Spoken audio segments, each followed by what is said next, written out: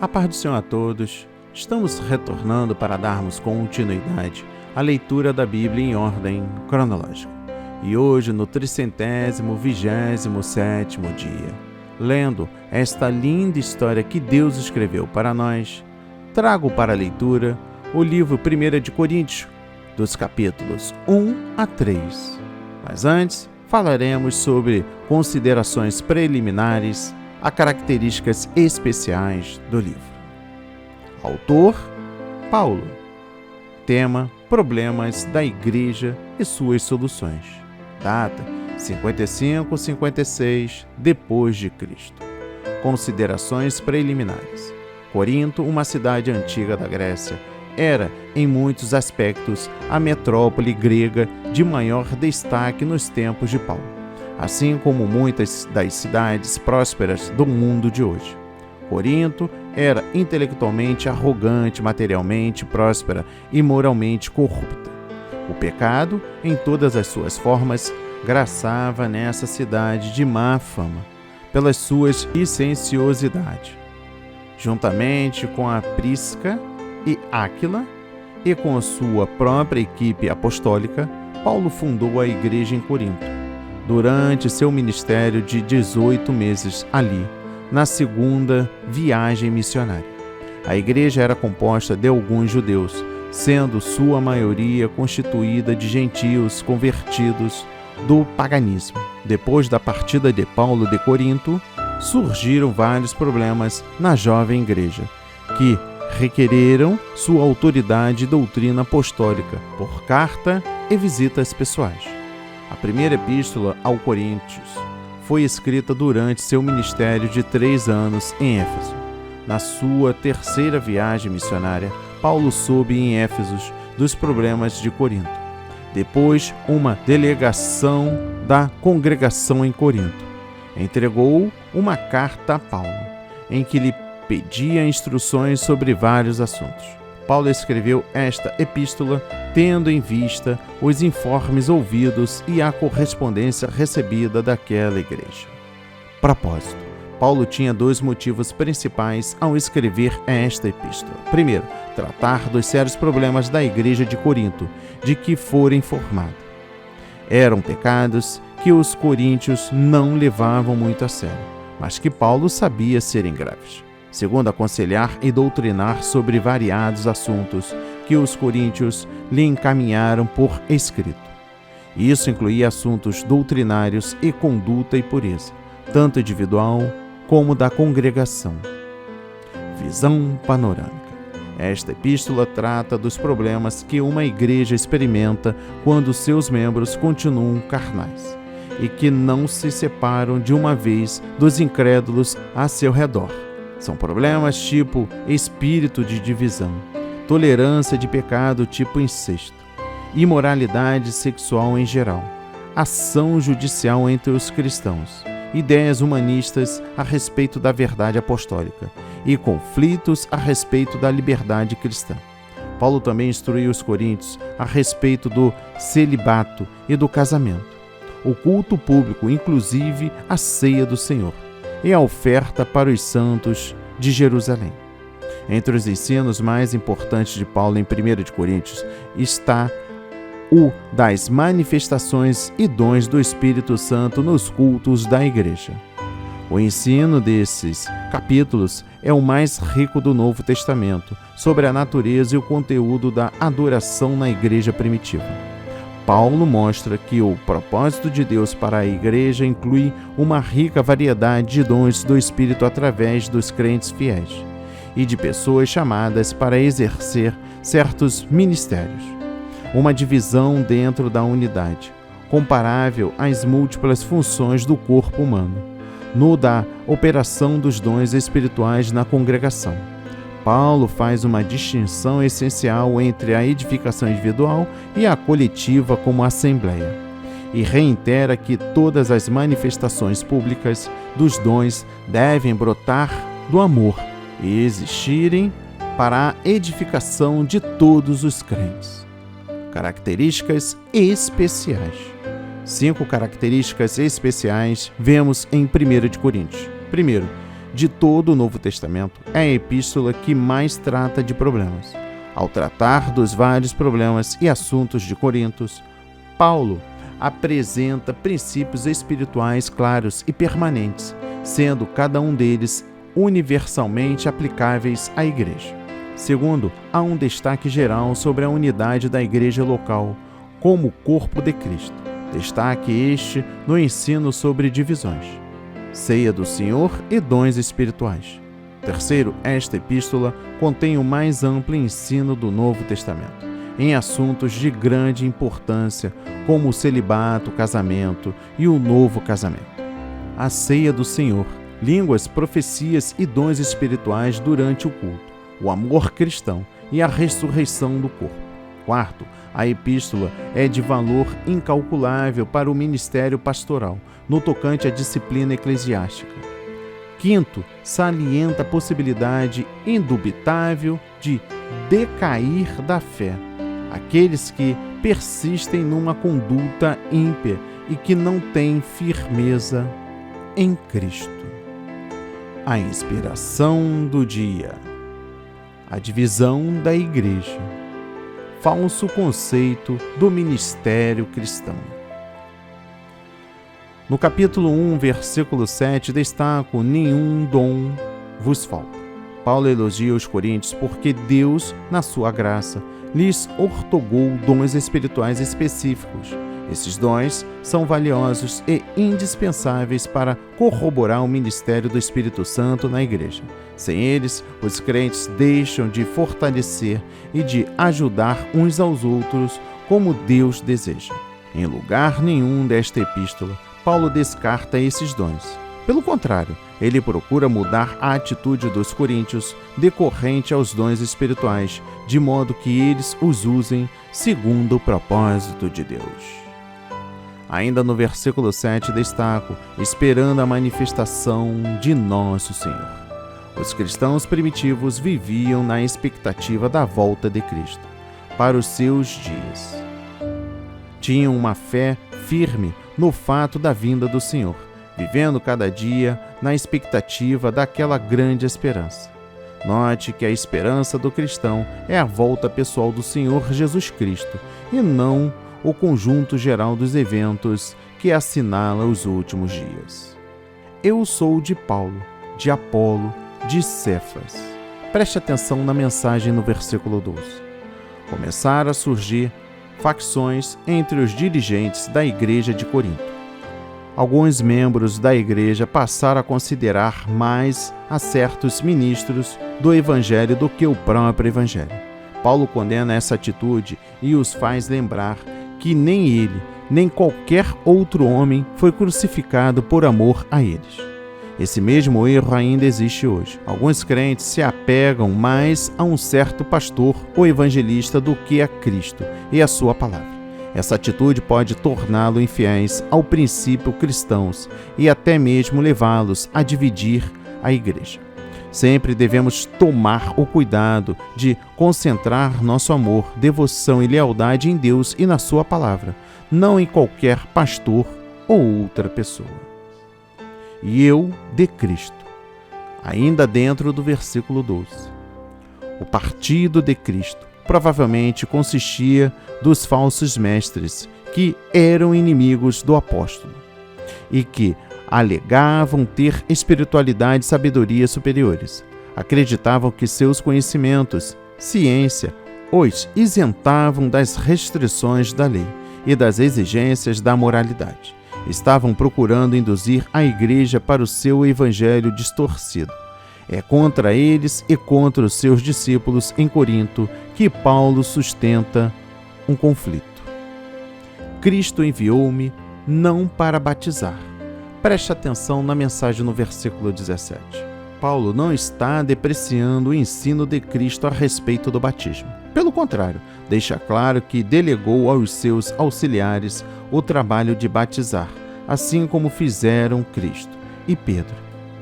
O apóstolo não quer dar lugar a que seus convertidos vangloriem-se, dizendo que foram batizados em nome de Paulo, o qual concentrava seus esforços na pregação do Evangelho. é o poder de Deus. Preste atenção na mensagem no versículo 18. A mensagem da cruz não somente abrange a sabedoria e a verdade, mas também o poder ativo de Deus para salvar, curar, expulsar demônios e redimir as almas do poder do pecado. A sabedoria deste mundo. Preste atenção na mensagem no versículo 20. A sabedoria deste mundo é uma sabedoria que exclui a Deus, que glorifica a autossuficiência humana, que faz do homem a autoridade suprema e que se recusa a reconhecer a revelação de Deus em Jesus Cristo. Primeiro, a essa sabedoria Deus chama de loucura, porque por ela o homem não conseguiu descobrir a verdade nem conhecer o seu Criador.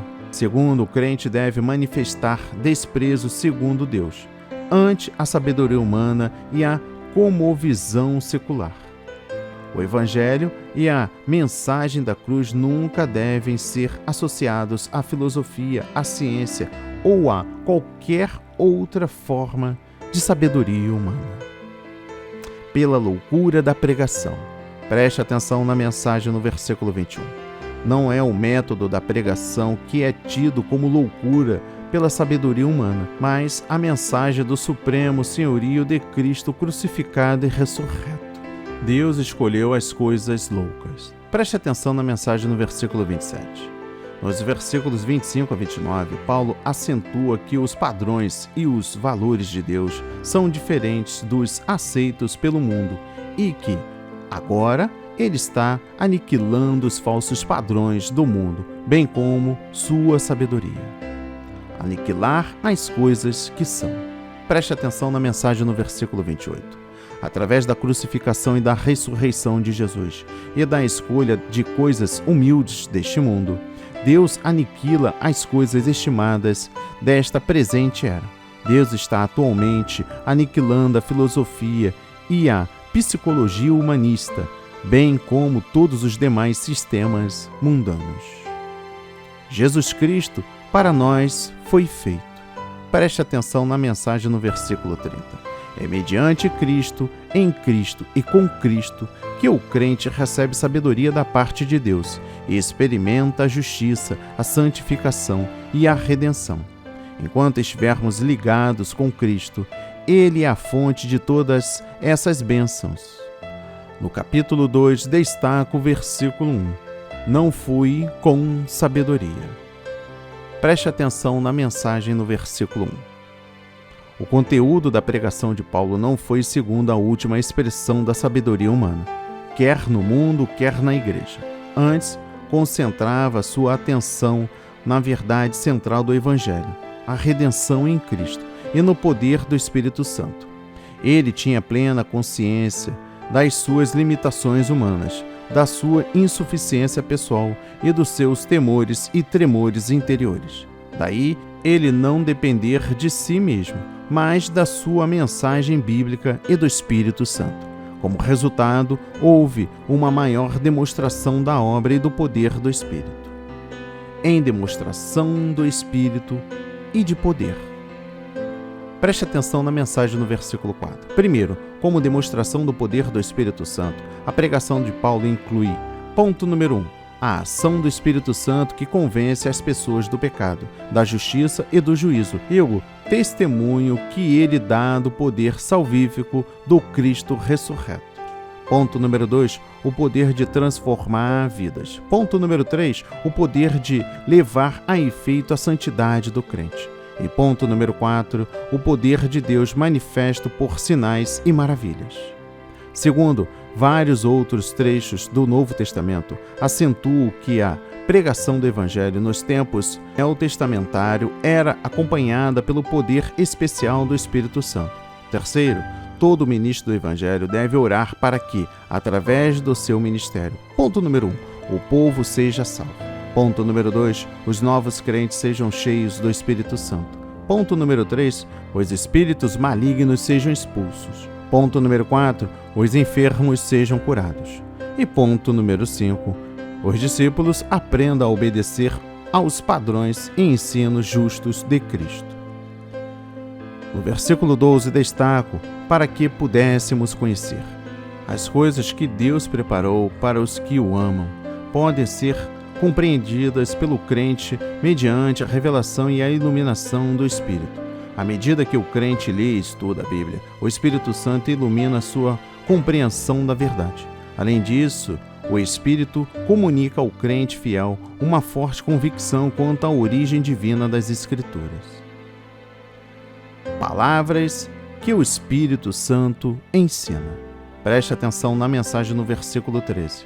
Embora Paulo esteja escrevendo a respeito da origem divina da sua própria pregação, suas palavras nos sugerem os passos pelos quais o Espírito Santo inspirou as Sagradas Escrituras. Passo número 1. Deus deseja comunicar à humanidade a sua sabedoria.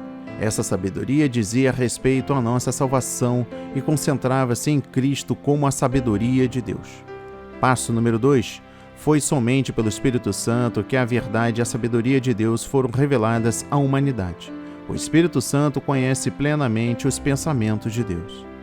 Passo número 3. A revelação de Deus foi concedida a crentes escolhidos, mediante a presença do Espírito Santo que neles habitava.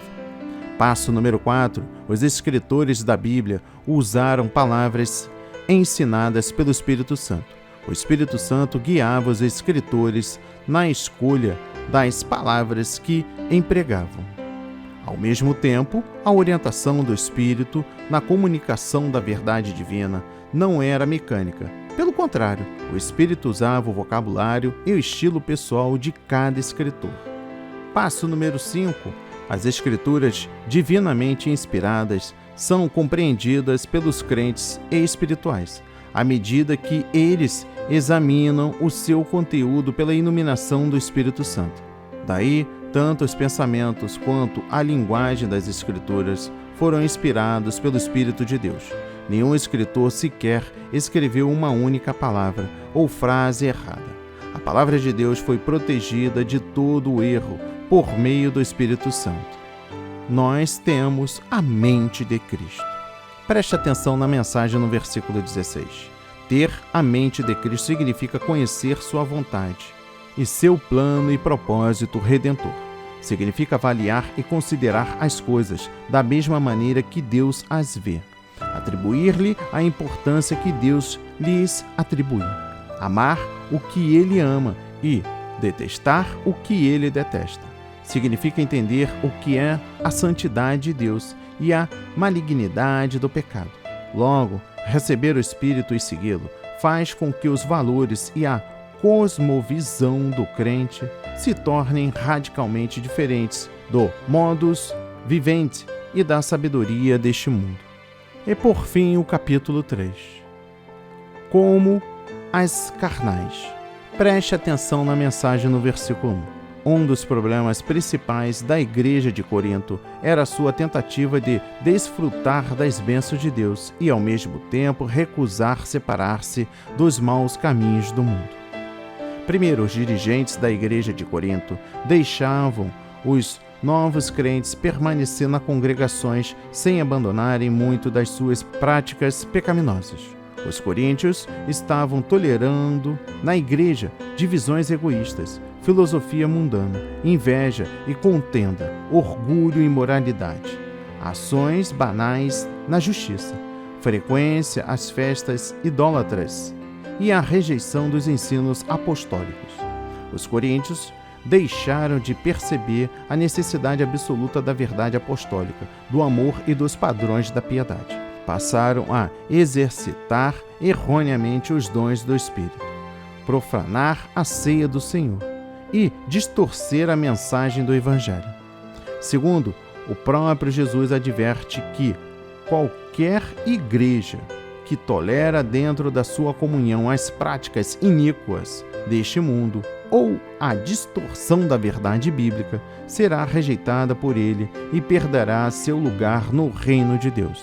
A tal igreja, o Espírito chama ao arrependimento sincero, à separação do mundo, a aperfeiçoar a santificação no temor de Deus. Sofrerá detrimento. Preste atenção na mensagem no versículo 15. A Bíblia assevera que todos os redimidos estão isentos do juízo divino para condenação. Há, porém, o juízo futuro para os crentes, concernente ao grau de sua fidelidade a Deus e à graça que receberam durante esta vida na terra. Neste juízo, há a possibilidade do crente, embora salvo, sofrer uma grande perda. Do grego zêmio, que significa sofrer perda ou dano. O crente negligente corre o perigo de sofrer perda, a saber: primeiro, sentimento de vergonha na vinda de Cristo. Segundo, perda do trabalho que fez para Deus na sua vida. Terceiro, perda de glória e de honra diante de Deus. Quarto, perda de oportunidade de servir e de autoridade no céu. Quinto, posição inferior no céu. Sexto, perda de galardão. E sétimo, retribuição por injustiça cometida contra o próximo. Esses textos bíblicos devem gravar em nossa mente a necessidade de uma dedicação total, inclusive fidelidade e abnegação no serviço de nosso Senhor. Ainda no versículo 15 destaco, todavia, como pelo fogo.